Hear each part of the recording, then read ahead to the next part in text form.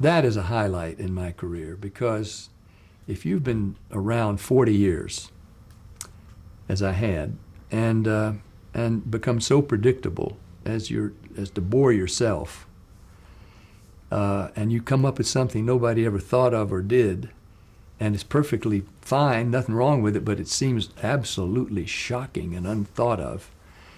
Great.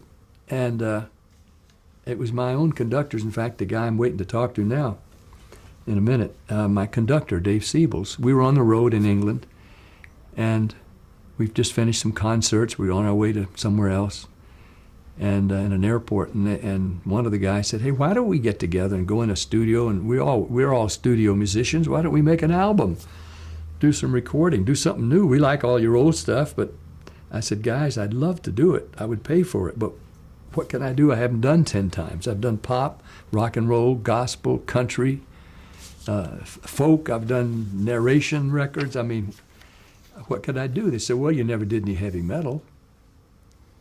And we laughed about that for several months. When are we going to get together and do our heavy metal album?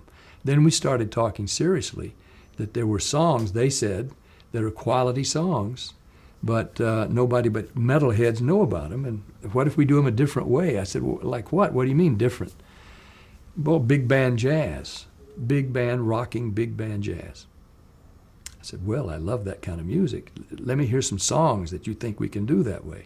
So they made me a cassette of Jimi Hendrix, Led Zeppelin, then Van Halen, AC/DC, Judas Priest. I never liked that name, but boy, the music was good.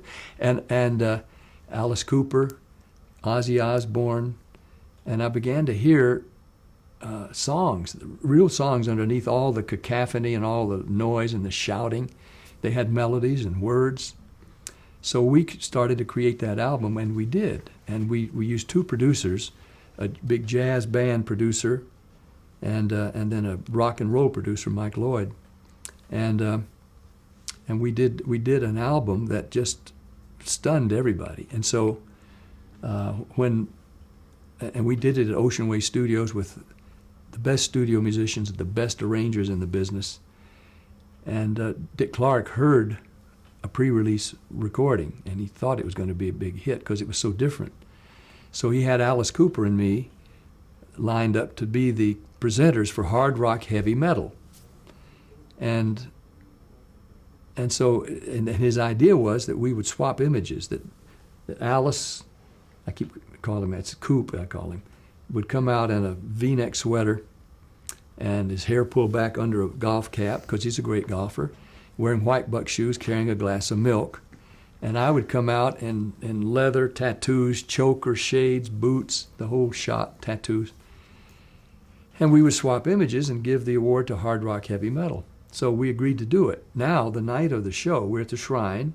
I'm in a tux because I'd been out in the audience first. Now I come back, and Coop's back there, and he's not in his Pat Boone garb. I said, "What's the matter?" "I'm not going to do that." He said, "I'm just going to go out. I'll be Alice Cooper, because I'm not really comfortable doing that little switch." I said, "Okay." I didn't tell him that I was going to do my part anyway, because Dick Clark had paid for a costume of leather outfit, no sleeves. I'd been doing push-ups for days. And so I had these tattoos, but Cooper didn't know that. So now he goes out ahead of me to get ready to do our presentation. I rushed downstairs in the wardrobe, put on the outfit, had the tattoos on underneath my tux, and I stomped down the underground tunnel on the way to the stage, and rappers in their suits, black suits, looking like the Blues Brothers, backing against the wall to get out of the way of this apparition walking down the tunnel. And Cooper now, according to the script, says, "Well, I've been involved in heavy metal for years, shock rock, and I want to introduce to you now the future of heavy metal," which if I walked out in a tux would make no sense at all because nobody had heard the record.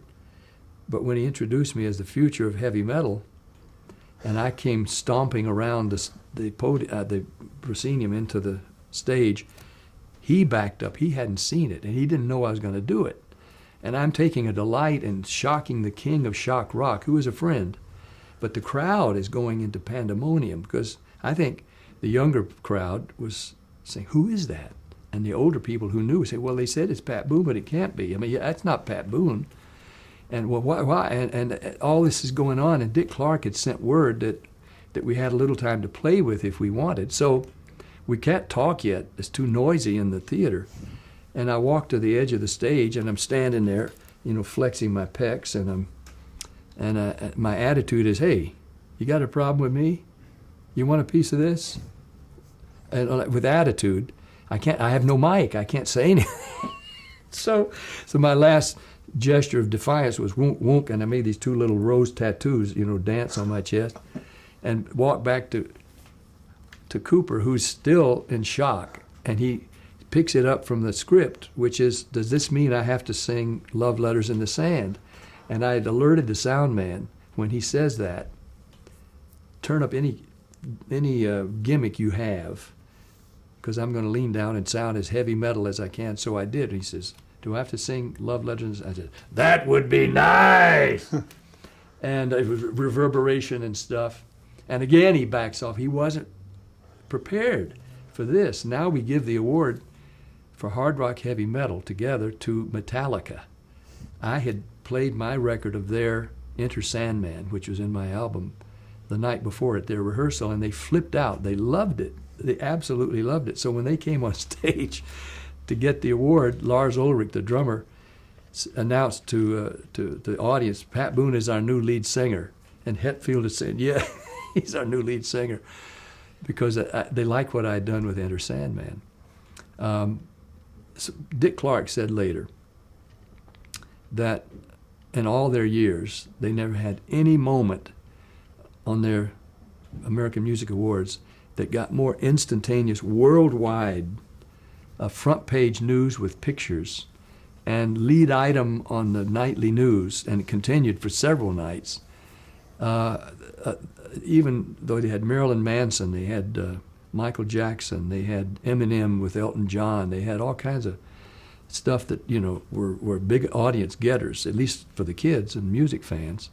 But nothing ever stunned people so like that appearance of me in heavy metal. And after that, everywhere I went, college kids, the record went halfway up the chart the first week on Billboard, so I was thrilled about that. I got kicked off Christian TV because the Christian people who watched the TV shows and networks thought I had flipped out and sold out. Oh man, first it was Jimmy Swaggart and Jim Baker, and now Pat Boone is gone. And and I knew it would settle down, and the time would come when we'd talk on TV, which we did a couple months later. But I was enjoying the fact that Ted Koppel, Dan Rather, Tom Brokaw were all contacting Rogers and Cowan, the PR firm. We got to interview Pat Boone. When can we talk to Pat Boone? What is this all about? Geraldo, all the shows. So I reveled in it because I'd come up with something that nobody else had ever thought of. Tom Jones did something like it later. Paul Anka did something like it. But it was very innovative, and so I got a big kick out of it.